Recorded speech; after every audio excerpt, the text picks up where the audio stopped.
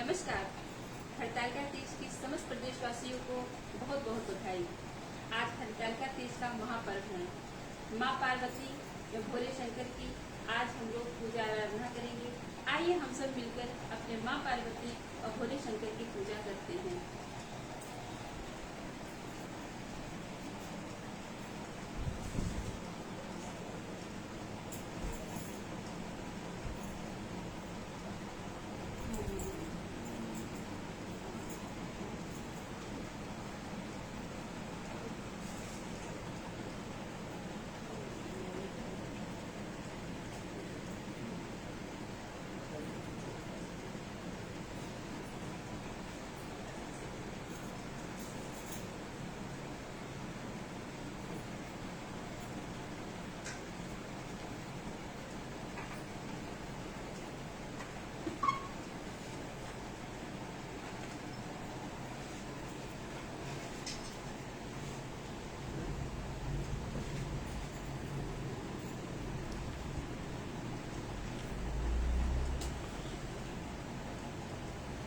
पंखा बंद कर दो।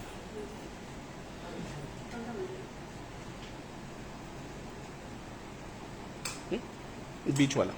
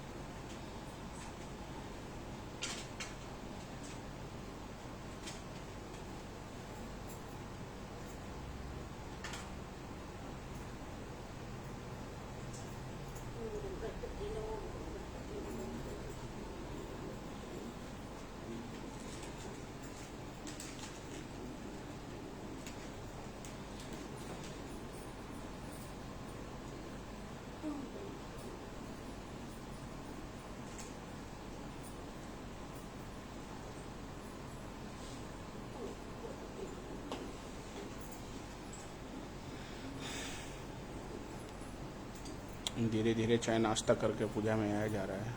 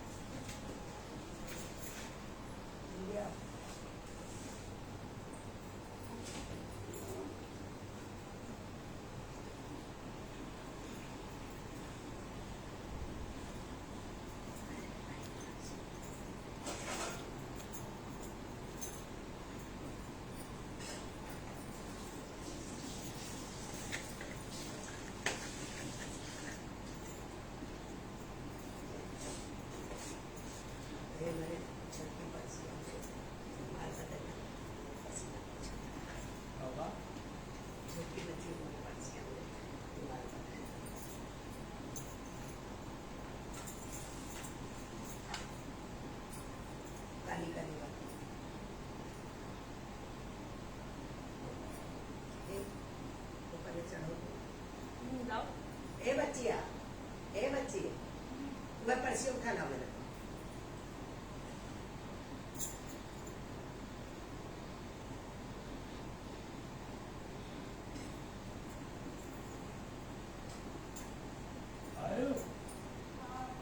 उठा ला।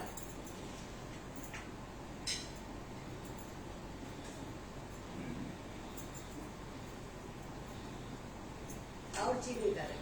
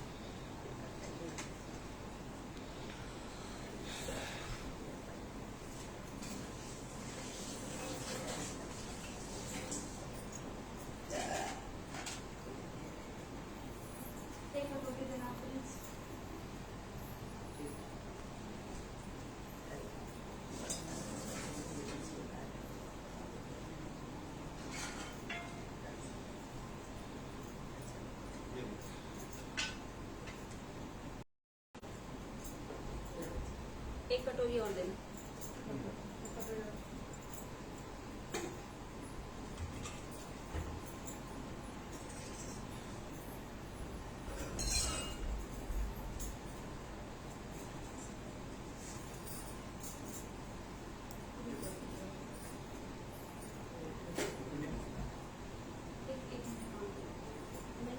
ये हल्दी है, हल्दी का ना पाउडर लगाना है, जैसे आटा जो होगा ना वैसे।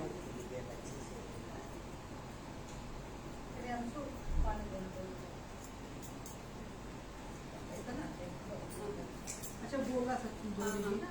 हाँ गौरा ने बनाना ना हाँ पानी में। पानी कहाँ है ये जल वाला। हाँ जी।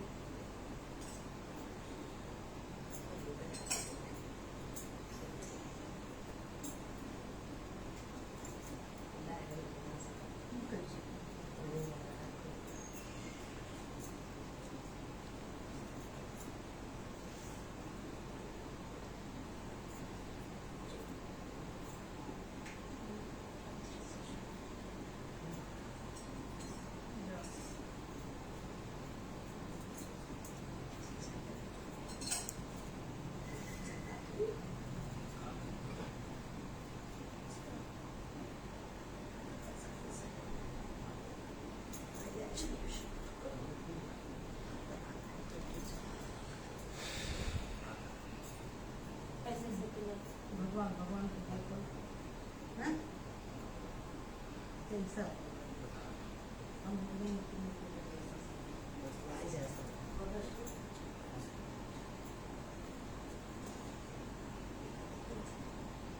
इधर भगवान का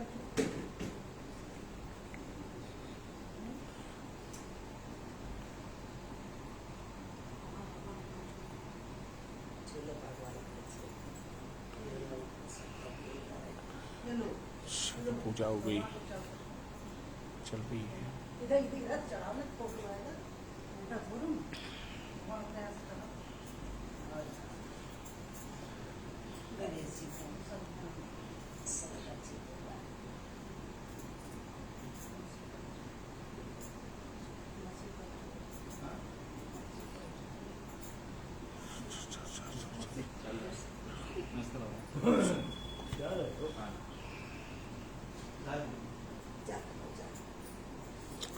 अच्छा एक तुम बोलती रहोगी ना, क्या क्या चढ़ा रही हो, मतलब वो तो बता थोड़ा सा बता दो। बेलपत्र चढ़ाए। आवाज से बोलोगी तब ना, तो साउंड आएगा ना।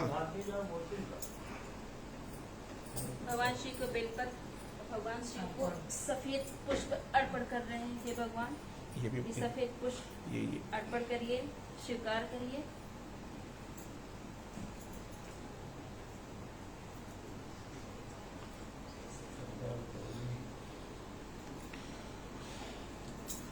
भगवान को वस्त्र जनेऊ आदि धारण कर दिया है।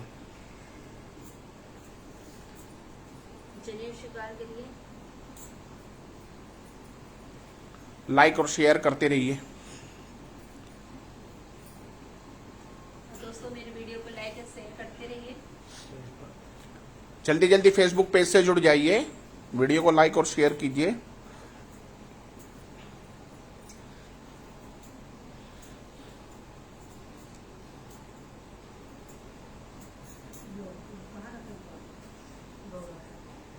शिव को सफेद चावल चढ़ाए। इसी मतलब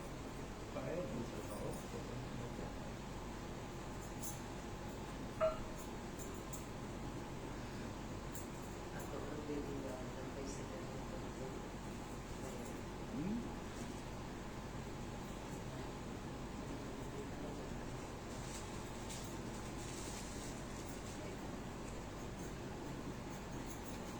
भगवान शिव को अंगवस्त्र स्वीकार करिए। हे भगवान,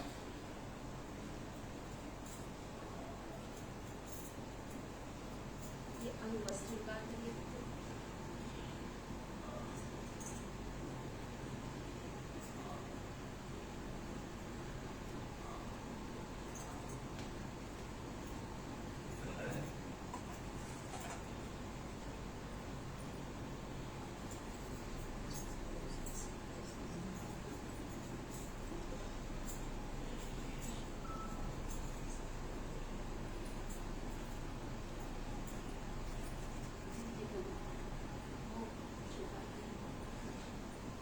माता रानी से माता है।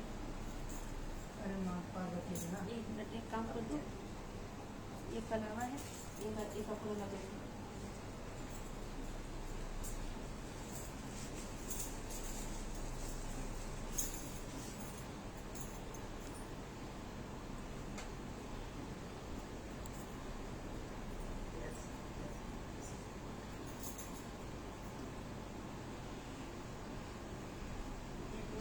स्वीकार करिए।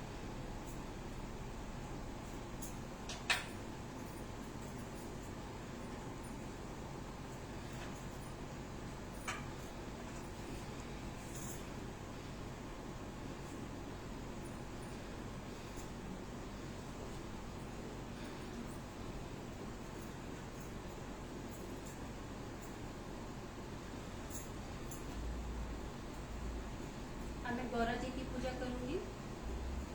माँ गौरा को सिंदूर चढ़ाऊंगी पहले।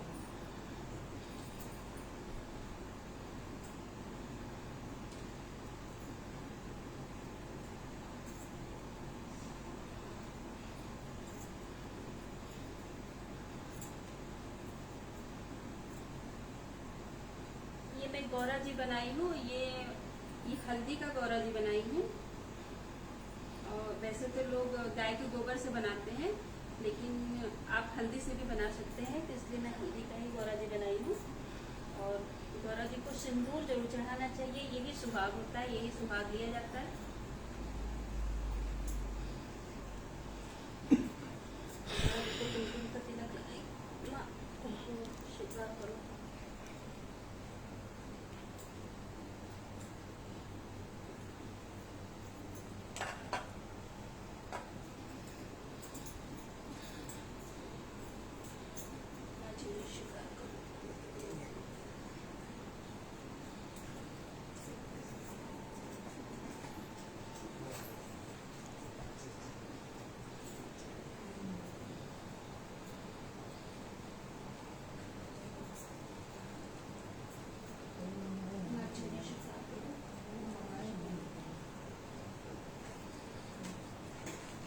माँ 16 श्रृंगार स्वीकार करो।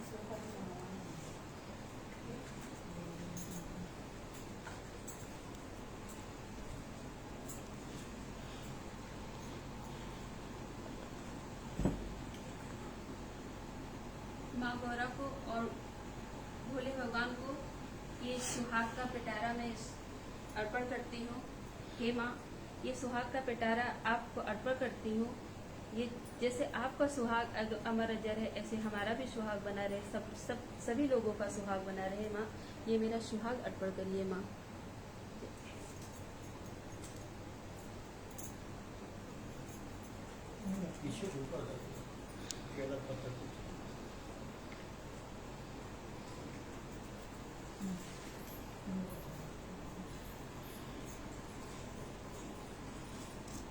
माँ को बिछुआ और चांदी अर्पण कर रही हूँ। माँ, इसके हकदार हम हमेशा के लिए बनाना। माँ, मैं इसकी हकदार हमेशा रहूँ। माँ,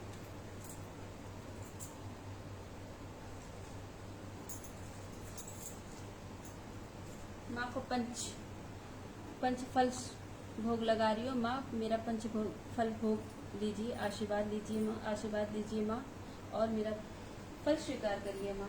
जय माँ।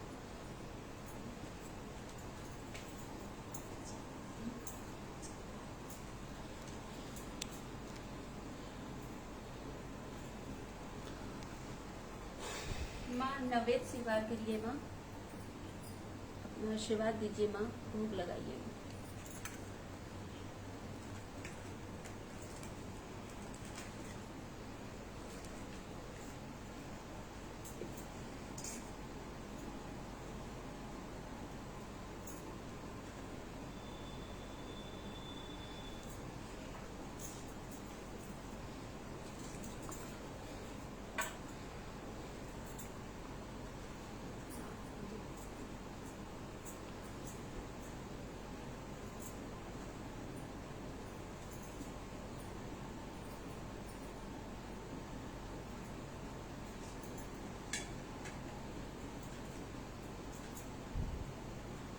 माँ कमल का पुष्प स्वीकार करिए माँ।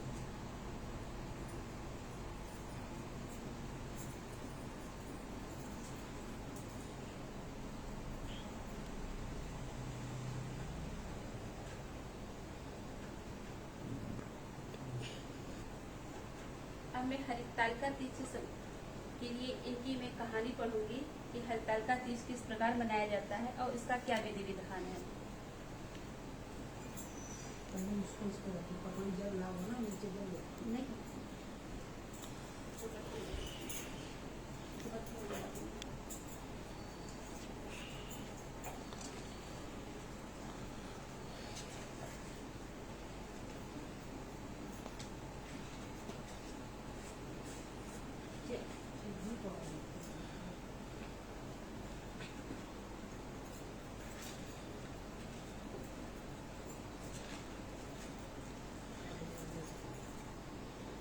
हरितालिका तीज की व्रत कथा। परम भागवत श्री वेद व्यास के परम शिष्य श्री सुत जी ने सौनक आज 88,000 ऋषिवरों को प्रश्न करने पर हरितालिका व्रत कथा को सुनाना प्रारंभ किया। श्री सुत जी बोले, हे ऋषिवरों, अब आप परम पुनीत हरितालिका व्रत की कथा श्रवण कीजिए। श्री सुत जी बोले, सतीव्रत को धारण करने में परम श्रेष्ठ माता पार्वती गले में नरमुंडों की मालाओं को धारण करने वाले अजय अमर देवों में श्रेष्ठ गरुड़ कंठधारी भूत भामन भगवान आशुतोष शंकर की सर्वप्रथम वंदना करता हूँ। भगवान शंकर की जय हो, जय हो। एक समय माता पार्वती भगवान शिव कैलाश के शिखर पर विराजमान थे। जिज्ञासा के वशीभूत होकर माता पार्वती ने महेश्वर से प्रश्न किया, हे देवानिधे, आप इस विश्व के नियंता हो, समस्त धर्मों के अधिवक्ता हो और समस्त गुप्त भेदों को जानने वाले हो। आप मुझ पर अनुग्रह करके कृपा ऐसा गुप्त भेद मुझसे कहे जो समस्त व्रतों में श्रेष्ठ हो। उस व्रत का वर्णन करिए जो अल्प कर्म के ही द्वारा महान फलों को देने वाला है। हे स्वामी, आप आदि मध्य और अंत से रहित हैं। आप धर्म की स्थापना करने वाले हैं। इसलिए मैंने आपसे यह प्रश्न किया जो आप कृपा करके मेरी इस जिज्ञासा को शांत करे।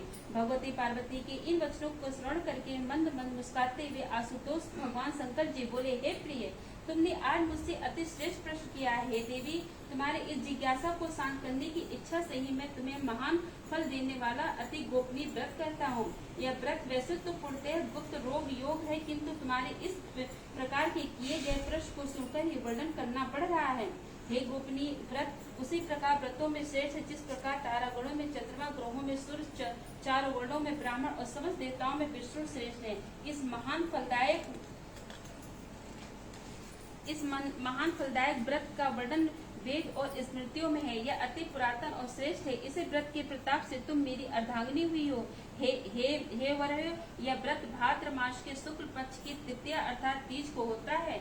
इस व्रत के करने से जीव के समस्त पापों का नाश हो जाता है। हे प्रिय, यह वही व्रत है जिसे तुमने मेरा वरण करने की इच्छा से हिमालय पर्वत पे किया था।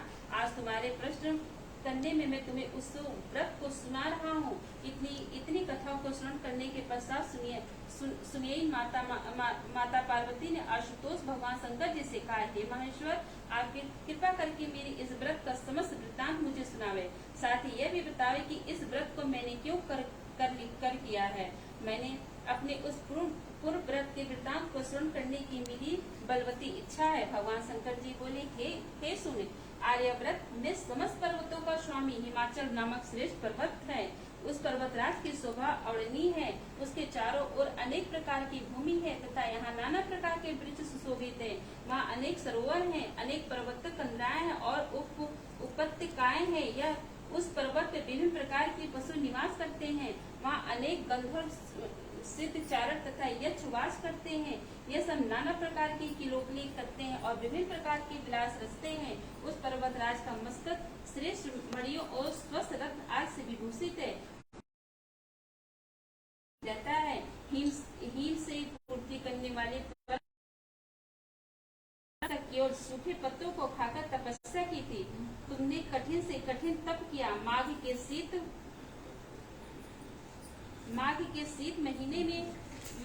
शीत मास में तुमने ठंडे जल में बैठकर तप किया।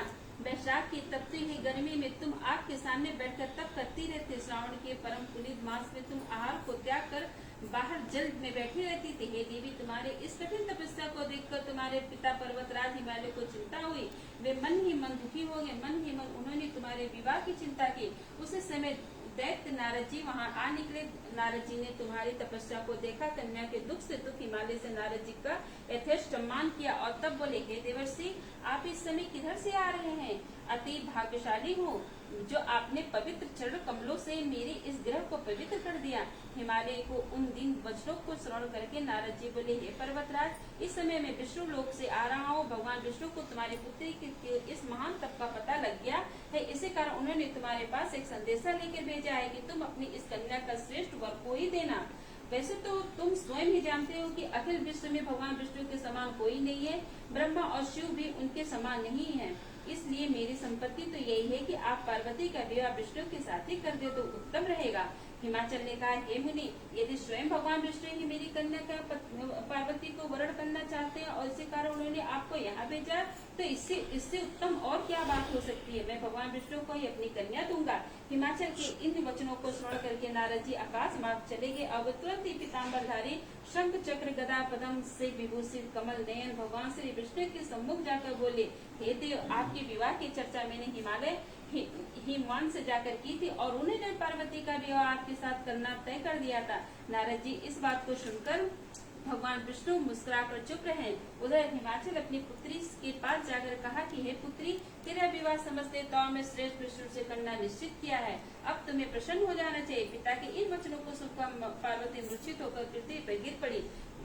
जब उसे चेत हुआ तो वो अपनी प्रिय सखी के घर चली गई। सखी ने जब पार्वती को इस प्रकार के दुख से कतार देखा तो वो बोली, हे पार्वती, तेरा मन दुख से व्यतीत है और क्यों हो रहा है? तुम मुझसे अपने हृदय की दशा वर्णन कर, मैं अवश्य तेरा दुख दूर करूंगी।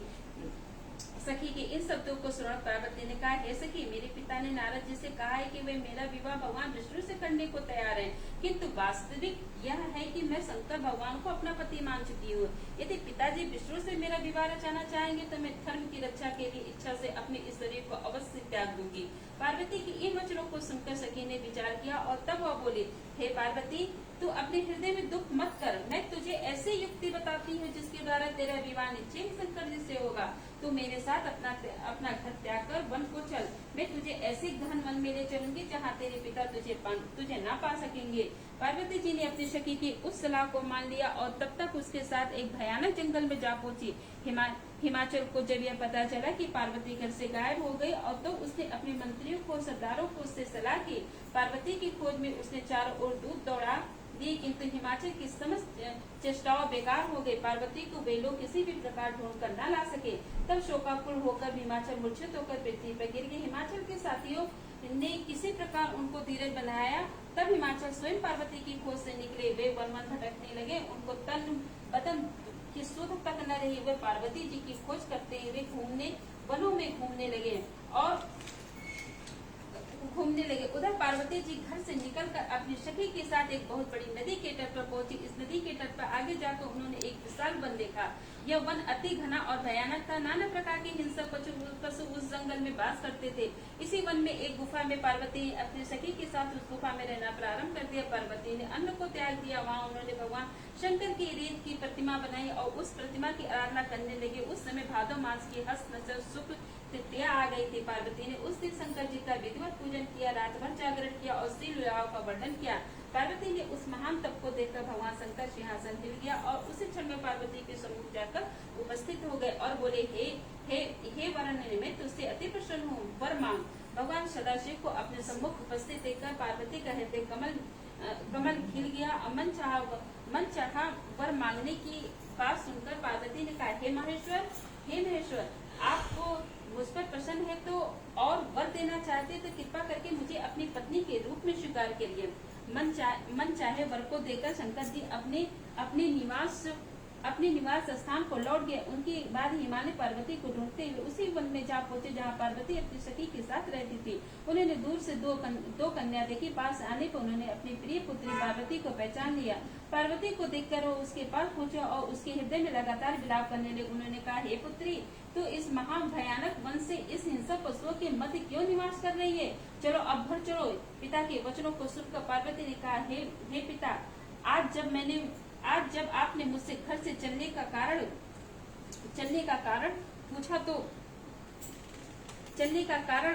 पूछा तो मैं आपको स्पष्ट बता देती हूँ कि मैंने तन से मन से भगवान शंकर को अपना पति मान रखा है। किंतु जब आपने मेरा विवाह विष्णु से करना तय कर लिया तो मैं अपने धर्म की रक्षा को इस वन में चली गई। पार्वती की यह बात सुनकर हिमाचल बोले, हे पुत्री, यदि तुमने भगवान सदाशिव को अपना पति स्वीकार कर लिया है तो इससे मुझे तनिक भी आपत्ति नहीं है। तुम लौट कर घर चलो, मैं तुम्हारी इच्छा के विरुद्ध कोई भी काम नहीं करूंगा। पार्वती के पिता के साथ घर लौटे और तब हिमवान ने पार्वती का विवाह श्री जी के साथ कर दिया। सुख जी बोले, हे ऋषिवरों, इतनी कथा सुनाने के बाद भगवान सदाशिव ने माता पार्वती से कहा, हे वरो, उस व्रत की प्रताप से ही तुमने मुझे प्राप्त किया। उस समय से अब तक मुझे किसी के आगे इस व्रत का प्रताप वर्णन करने का अवसर नहीं मिला। आज वह गुप्त भेदों मैं तुम्हारे सामने वर्णन करता हूँ। जग जननी पार्वती ने प्रश्न किया, हे भगवान, आप कुछ कृपा करके मुझे यह बताने का कष्ट करें कि इस व्रत का नाम हरतालिका व्रत किस प्रकार हुआ। शिव जी बोले, क्योंकि तुमको तुम्हारी सखी हरण करके ले गई थी, इस कारण हरत अलिका मिलकर इस व्रत का नाम हरतालिका पड़ गया। पार्वती जी ने प्रश्न किया, हे परमेश्वर, अब आप कृपा करके इस व्रत को करने की विधि बताएं। यह भी बताएं कि यह महान व्रत के करने से किस प्रकार के फलों की प्राप्ति होती है। शिव जी बोले, हे वरने, यह व्रत कन्याओं के लिए श्रेष्ठ है। जो कन्याएं उत्तम वर्ग की प्राप्ति चाहती है वह इसको अवश्य करे। जो स्त्रियां अचल सुहाग चाहती है इस व्रत को विधिवत पूर्वक करे। उनकी मनोच्छा की पूर्ति करने वाला इसे उत्तम और व्रत कोई व्रत नहीं है। केले के खम्भों का मंडप बनाए, उस मंडप में शिव को पार्वती की प्रतिमाओं की स्थापना करें और दीप चंदन आदि से उस स्थान को युक्त करे। प्रतिमाओं का स्नान कराए, वस्त्र धारण कराए, चंदन लगाए, फूल माला और रात्रि में जागरण कराए और ब्रह्मचर्य व्रत धारण करे। व्रत के दिन शिव लीला को पढ़े अथवा श्रवण करे। मन में ओम नमः शिवाय इस श्रेष्ठ का मंत्र जाप करे और एकाग्रित होकर प्रार्थना करे। ब्राह्मण को गौ वस्त्र दक्षिणा देकर प्रसन्न करे। भोर होते ही पूजा की सामग्री को एकत्रित करके नदी में प्रवाहित करे। जो इस प्रकार व्रत करते हैं वे श्रेष्ठ फल पाते हैं। कन्या को मनचाहा पति मिलता है और स्त्री को अचल सुहाग प्राप्त होता है। यह व्रत समस्त पापों को नाश करता है, इससे संयम नहीं है। इस प्रकार माँ पार्वती शंकर जी की व्रत कथा है। भगवान जैसे सबका दिल और सबकी चीजें की ऐसे ही सबकी उन्नति हो और सबका घर और सबका प्रति सबका सुहाग अमर रहे।